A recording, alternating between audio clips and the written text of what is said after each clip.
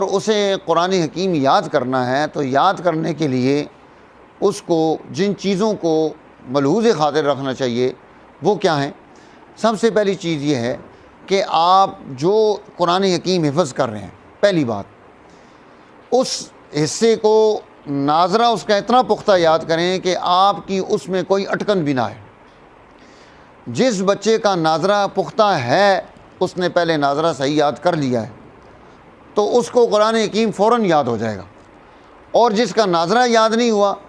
کچا ناظرہ تھا، غلطیاں تھیں، وہ اس کا سبق پکا نہیں ہوگا، کچا ہی رہے گا۔ دوسری چیز، آپ نے سبق کو یاد کرنے کے لیے جو ٹائم متعین کیا ہے، یعنی آپ مغرب کے بعد بیٹھے ہیں کہ میں نے عشاء تک یاد کرنا ہے، آدھا گھنٹہ یاد کرنا ہے، پونا گھنٹہ یاد کرنا ہے، اس وقت آپ کی پوری توجہ،